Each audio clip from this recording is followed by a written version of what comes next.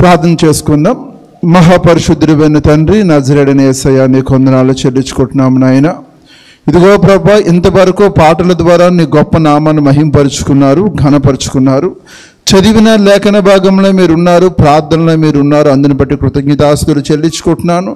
నిలవబడిన నీ దాసుడినైనా నేనైతే రిక్తుడును, అభాగ్యుడును, ఎన్నికలేని వాడును ప్రభువా. తండ్రి, నీ బంగారు పాదములను ఆశ్రయించానయ్యా. ఇదిగో ప్రభువా, నీ ఆత్మచేత నన్ను అభిషేకించి నీకు ఉపయోగకరమైన పాత్రగా ఇక్కడ వాడబట్టుకు సహాయం దయచేయండి. వినగలిగే చెవి, గ్రహించే హృదయం మాకు దయచేయండి. నీ వాక్యముతో మమ్మల్ని అభిషేకించి నడిపించమని నజరేయుడైన యేసుక్రీస్తు నామములో ప్రార్థన అడిగి వేడుకొనుచున్నాం తండ్రి, ఆమేన్. దేవునికి మహిమ కలుగునుగాక. మరి ఈ యొక్క హెజ్కేలు గ్రంథంలో చెప్పబడినట్లుగా ఇజ్రాయేలు ప్రజల్లో మరి యేసుక్రీస్తు చనిపోయిన తర్వాత మీరు గమనించండి, వారు ఏమయ్యారు? విభాగింపబడ్డారు. వాళ్ళకి దేశమే లేదు. ప్రపంచంలో నలుమూలలా వెళ్ళిపోయిన సందర్భాలు మన అందరికీ తెలుసు. అలెగ్జాండర్ కాలం నుంచి ఆ తర్వాత జరుగుతున్న రాజుల కాలం నుంచి మీరు అందరికీ చరిత్ర తెలుసు కనుక దీని గురించి నేను ముందుకు వెళ్ళట్లేదు. మరలా కొంతకాలం తర్వాత ఏమైంది? ఇజ్రాయేల్ దేశము ఏర్పడింది. నౌ అట్ ప్రజెంట్ ఇజ్రాయేలు అనేక దేశాలతో యుద్ధాలు కూడా చేస్తున్నారు. ఒక ఫార్మేషన్ అయిపోయింది కనుక ఈ ఇజ్రాయేల్ దేశం పక్షంలో ఎవరున్నారు? దేవుడు ఉన్నాడు. ఇజ్రాయేల్ ప్రజలకు ఏం తీరుస్తాడట? తీర్పు తీరుస్తాడు అని దేవుని వాక్యం సెలవిస్తుంది. ఇక్కడ వ్యాజ్యమాడుట అంటే తీర్పు తీర్చుట. దేవునికి స్తోత్రం. అయితే ఇజ్రాయేల్ ప్రజలు ఎవరు? యూత్. మీకే క్వశ్చన్ ఇది, అందుకే అలర్ట్గా ఉండాలి. ఇజ్రాయేల్ ప్రజలు ఎవరు? చెప్పలే, ఎవరో ఒకరు అంటారా? దేవుని ప్రజలా? అసలు ఇజ్రాయేల్ ప్రజలు అంటే మీకు ఎలా తెలుస్తుంది? మూలం ఏంటి? ఎవరు ఇజ్రాయేల్ ప్రజలు? Middle youth. దేవునికి స్తోత్రం. రైట్, సుధాకర్ కట్ట చేయబడి. దేవునికి స్తోత్రం, హల్లెలూయా. ఎవరు అంటే ఇస్సాకు కొడుకైన యాకోబు.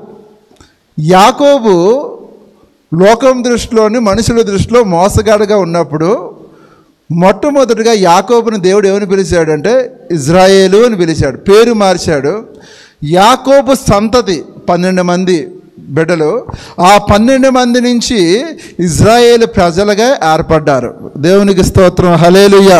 ఇప్పుడు ఇజ్రాయేల్ ఎవరు చెప్పాలి? ఆ ఇజ్రాయేల్ ప్రజలే కొత్త నిబంధనలో యూదులుగా, జూడాస్గా యేసుక్రీస్తు కాలంలో కొనసాగింపు జరుగుతుంది. దేవునికి మహిమ కలుగును గాక.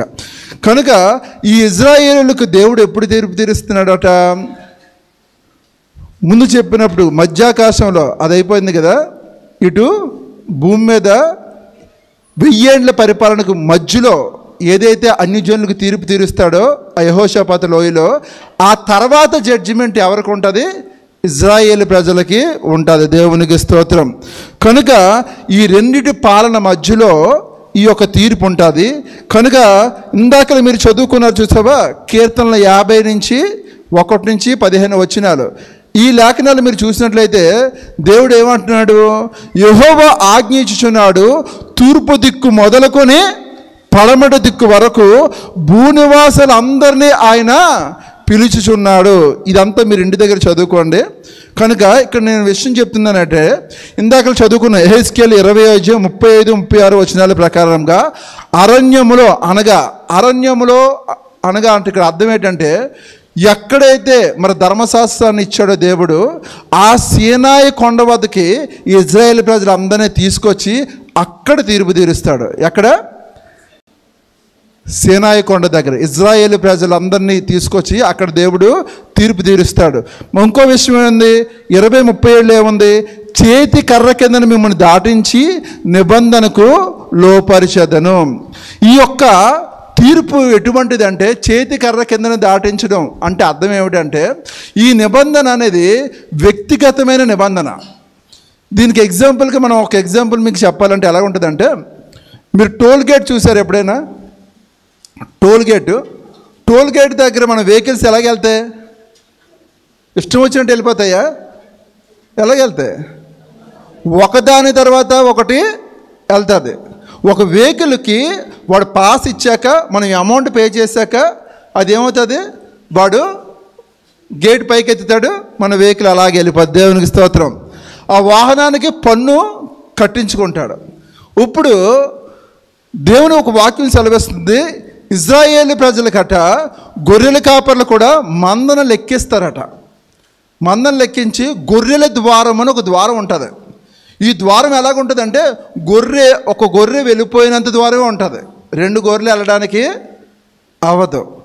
పరలోక రాజ్యం కూడా ఎలాగుంటుందంటే నీ వ్యక్తిగతమైన ప్రయాణం. నీతో నీ భార్య రాదు, నీతో నీ పిల్లలు రారు, నీతో నీ బంధువులు రారు. రక్షణ వ్యక్తిగతమైనది. అర్థమవుతుంది నేను చెప్పింది? ఇప్పుడు నువ్వు నేను గొర్రెలం. ఈ గొర్రె ఆ యొక్క ద్వారంలో నువ్వు వెళ్ళాలి అంటే ఆ ద్వారానికి నువ్వు సరిపోవాలి.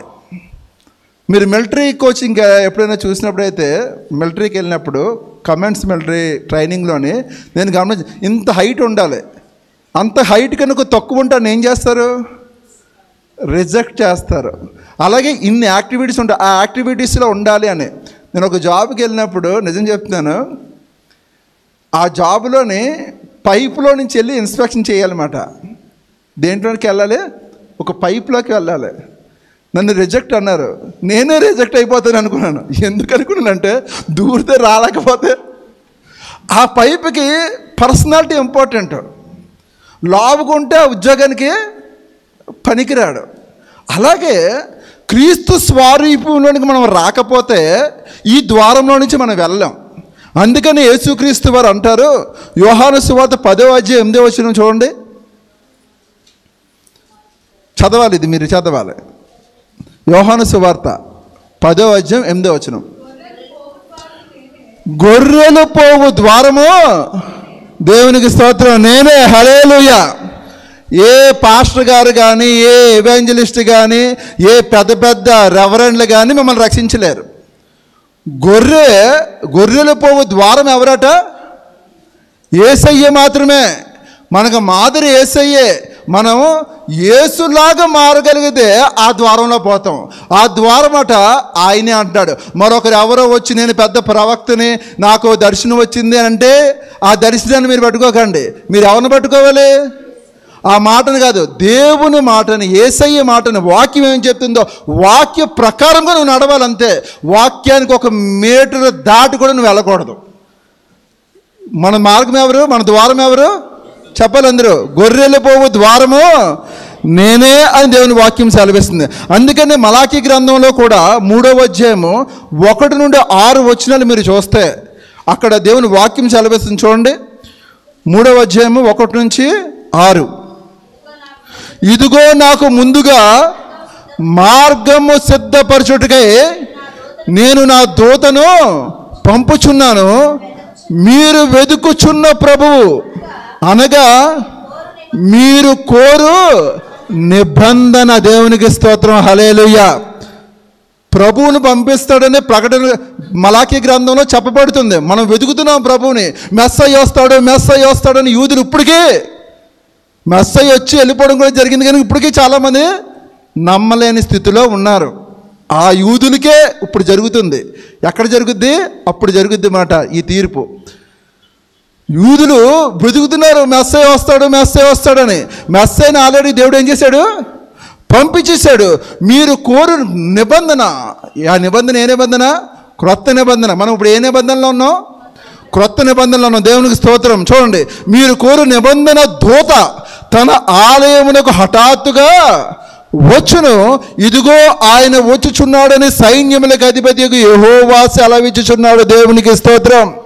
ఎవరు వస్తున్నారని చెప్పాడు? నా కుమారుడు ఆయన వస్తున్నాడని సైన్యములకు అధిపతి యెహోవా సెలవిస్తున్నాడు.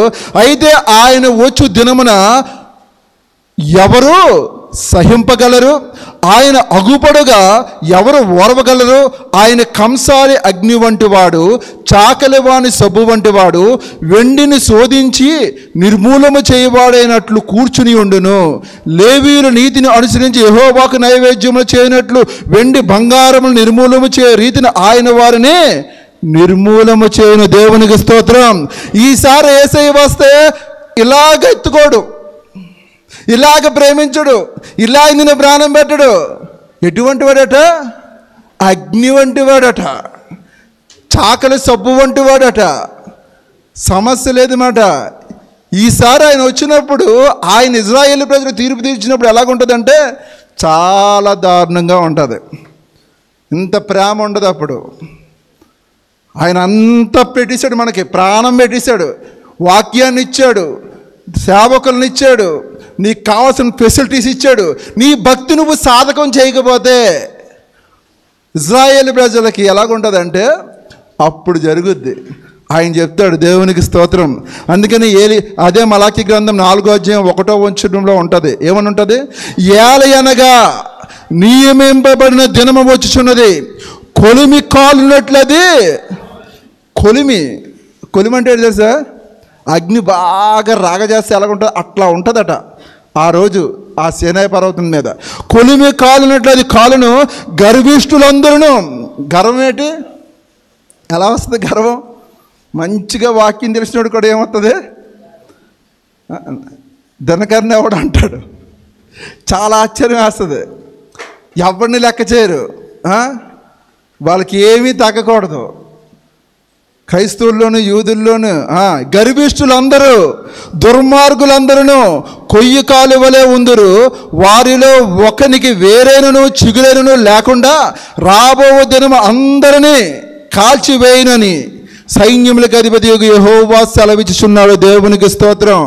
ఏ భేదం ఉందండి, బిషప్ అయినా, పాస్టర్ అయినా, ఎవాంజలిస్ట్ అయినా, ఎటువంటి వాడైనా కాల్చుకుంటూ పోతాడట. ఎక్స్పెక్షన్ ఏముండదు. ఆ రోజుల్లో అంత భయంకరంగా ఉంటుంది ఆ తీర్పు ఇజ్రాయేలు ప్రజలకి జరగబోయేది. దేవునికి స్తోత్రం. అయితే ఎక్కువ మంది యూదులు ఈ తీర్పులోనే తీర్పు తీర్చబడి 1000 ఏండ్ల పరిపాలనలోకి ప్రవేశిస్తారు. ఎందుకంటే చాలామంది ఈ వాక్యం ధ్యానం చేసినప్పుడు జరగబో సంగతులు వాళ్ళకి తెలుస్తున్నాయి, వాళ్ళకు వస్తున్నాయి. ఇజ్రాయేల్లో కూడా సువార్త ప్రకటించబడుతుంది. ఇజ్రాయేల్ ప్రజల్లో కూడా కొంతమంది యేసుక్రీస్తుని బిలీవ్ చేస్తున్నారు. ఇజ్రాయేల్లో కూడా ఏమో జరుగుతుంది, ఒక పక్క రక్షణ వస్తుంది, ఒక పక్క రక్షణ లేని వారు కూడా ఉన్నారు. దేవునికి స్తోత్రం కలుగును గాక.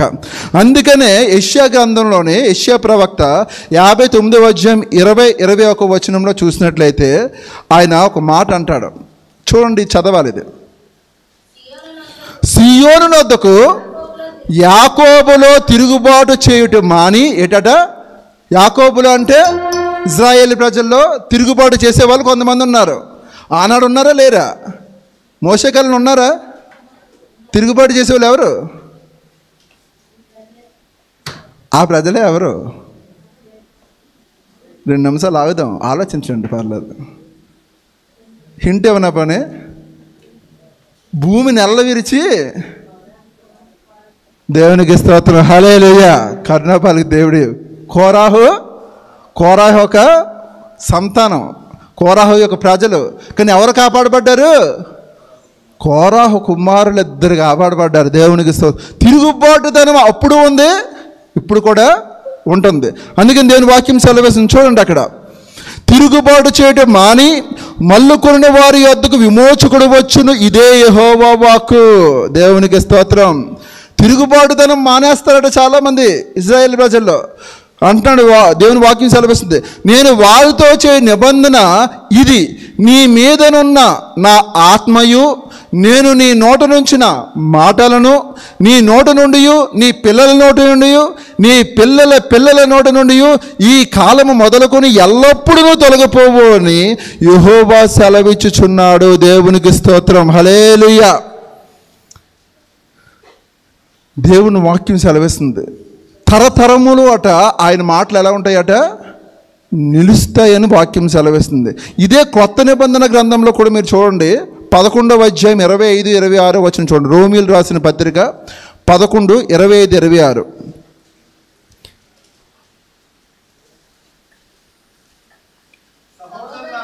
సహోదరులారా, మీ దృష్టికి మీరే బుద్ధిమంతులమని అనుకొనకుండునట్లు ఈ మర్మము మీరు తెలుసుకొని కోరుచున్నాను. అదేమనగా అన్యజనుల ప్రవేశము సంపూర్ణమగు వరకు ఇజ్రాయేలునకు కఠిన మనస్సు కొంత మట్టుకు కలిగెను. వారు ప్రవేశించినప్పుడు విమోచకుడు సియోనులో నుండి వచ్చి యాకోబులో నుండి భక్తిహీనత తొలగించును. దేవునికి స్తోత్రం, హల్లెలూయా. అంటే అన్యజనులకు ఏమి జరుగుతుందమ్మా? తీర్పు జరిగిపోయిందా? అన్యజనులకు తీర్పు జరిగిపోయిన తర్వాతే ఇది ఇజ్రాయేల్. అప్పుడు దాకా ఇజ్రాయేల్ ప్రజలకు ఎలా ఉంటారట? కొంత మటుకు కఠినంగా ఉంటారని వాక్యం సెలవిస్తుంది. అంటే ఆ జరగబోయే ఆ మహిమగల సింహాసన తీర్పులో ఇజ్రాయేల్ ప్రజలు కొంతమంది ఉంటారు. దేవునికి స్తోత్రం. అందుకనే దేవుని వాక్యం సెలవిస్తుంది. కొంతమంది యూదులకు శిక్ష ఉంటుంది. అయితే ఇది ఎవరికి? ఈ యూదులకి అంటే మొత్తం అంతా యూదులకి కాదు, చనిపోయిన వాళ్ళు లేచిన వాళ్ళు అందరికీ యూదులకి కాదు. ఆ కాలంలో ఎవరైతే సజీవంగా ఉంటారో, ఎవరైతే జీవిస్తూ ఉంటారో, అంటే మహాశ్రమల కాలం ఉంటుంది చూసావా? ఈ శ్రమల కాలంలో 7 ఏండ్ల శ్రమల కాలం భూమి మీద ఉంటుంది. అది భూమి మీద ముందు జరగదు, వెనకాతలు జరగదు, అంత భయంకరమైన శ్రమలు ఉంటాయి. ఆ శ్రమల కాలంలోనే యూదులు తెలుసుకుంటారు. అయ్యో అబద్ధపు క్రీస్తు వచ్చేసాడు, ఇతను నిజమైన క్రీస్తు కాదని కొంతమంది ఏం చేస్తారంటే మారు మనసు పొందుతారు, యేసుక్రీస్తుని తెలుసుకుంటారు. ఈ యొక్క కన్ఫ్యూజన్లో వాళ్ళు ఉంటారన్నమాట. ఈ కన్ఫ్యూజన్లో ఉండి వాళ్ళు ఏం చేస్తున్నారు అనే దగ్గర కూడా తెలియదు. అప్పుడు కొంతమంది ఇతడు అబద్ధపు క్రీస్తుని గ్రహించి కొంతమందే, చాలామంది 1000 ఏళ్ల పరిపాలనలోకి వెళ్తే కొంతమంది ఏం చేస్తారంటే వాళ్ళ హృదయాలు కఠినమైపోయి వాళ్ళు ఈ తీర్పులోనే ఏం చేస్తారు? తొలగిపోతారు. ఎలా తొలగిపోతారు అంటే ఆ తిరుగుబాటు చేసే స్వభావం ఎవరైతే ఉందో ఇజ్రాయేల్ ప్రజల్లో. అందుకే మొట్టమొదటిగా చదువుకున్నాం చూసావా? హెస్కేలు 20:38 ఉంటుంది. ఏమని ఉంటుంది? మరియు నా మీద తిరుగుబడి వారిని దోషము చేయవారిని మీలో ఉండకుండా ప్రత్యేకించదును. అంటే ఆ కాలంలో యేసుక్రీస్తు ఏం చేస్తాడంటే ఇజ్రాయేల్ ప్రజలు అంటే తూర్పు, పడమర, దక్షిణ, ఉత్తరం ఎక్కడెక్కడ ఉన్న అందరు ప్రజలు అక్కడ వస్తారు. దేవుని ప్రజలందరూ అక్కడ ఇజ్రాయేల్ ప్రజలు ఏం చేస్తున్నాడు? వేరుపరిచి ప్రత్యేకించి తాము కాపురమున్న దేశంలో నుండి వారిని రప్పించదని. ఎక్కడున్నా ఆయన రప్పిస్తాడు. దేవునికి స్తోత్రం. రప్పించి ఏమంటున్నాడు? నేను యెహోవానని మీరు తెలుసుకున్నట్లు. యెహోవాను అంటే ఎవరు? అక్కడ వచ్చింది ఎవరు? మహిమగల సింహాసనం మీద ఎవరున్నారు? యేసయ్య ఉన్నాడు. ఇజ్రాయేల్ ప్రజలతో ఏమంటున్నాడు? నేను యెహోవానని మీరు తెలుసుకున్నట్లు. అందుకని యేసుక్రీస్తు శిష్యుల్లో ఒక శిష్యుడు అంటాడు యేసయ్య దగ్గరికి వచ్చి, అయ్యా తండ్రిని చూడడానికి నాకు ఒక అవకాశం ఏమంటే నన్ను చూస్తే తండ్రికి ప్రత్యేకంగా చూడవసరం లేదు, నన్ను చూస్తే నువ్వు తండ్రిని చూసినట్టు అన్నాడు. దేవునికి స్తోత్రం.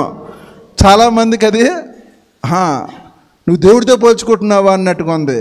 ఎందుకంటే వాళ్ళు యూదులు. ఆ యూదులతో అంటున్నాడు. ఏమని అంటున్నాడు ఇక్కడ? నేను యెహోవానని, మీరు ఎవరైతే దేవుడు అనుకుంటున్నారో నేనే ఆ యెహోవానని మీరు తెలుసుకున్నట్లు వారు ఇజ్రాయేలు దేశంలో ప్రవేశిస్తారా ప్రవేశించరా? ఇక్కడ ఏం రాబడింది? ప్రవేశించరు. పరమకానాల్లో ప్రవేశించరు. ఇది ఆనాడు ఇజ్రాయేల్కి తీర్పు జరుగుద్ది. అంటే కొంతమంది ఇజ్రాయేల్ ప్రజలు ఆ 1000 ఏళ్ళ పరిపాలనలో కూడా పాలుపంపులు పొందుతారు. అక్కడే తీర్పు జడ్జిమెంట్ అయిపోతుంది. కొంతమంది ఇజ్రాయేల్ ప్రజలు ఏం చేస్తారు? ఎక్కడికి వెళ్ళిపోతారు? ఆ మహిమ ప్రపంచంలో కానీ 1000 ఏళ్ళ పరిపాలనలో లేకుండా తిన్నంగా దేవుడు పాతాళానికే పంపించేస్తాడు. ఇది మహిమగల సింహాసన తీర్పులో ఇజ్రాయేల్కి ఇచ్చిన తీర్పు. అర్థమైందా? చాలామందికి అలా బ్లాంక్గా చూస్తున్నారు. దేవునికి స్తోత్రం. ఒకటి అన్యజనులకు తీర్పు జరుగుద్ది, రెండోది ఇజ్రాయేల్ ప్రజలకి తీర్పు జరుగుద్ది. నెక్స్ట్ వీక్ మనము ధవల సింహాసన తీర్పు, ఇది ఫైనల్ తీర్పు అనమాట. నెక్స్ట్ వీక్ మనం దీని గురించి చెప్దాం. దేవుడి మాటలు తన వెనుకల్లో దీవించి ఆశీర్వదించును గాక. ఆమేన్.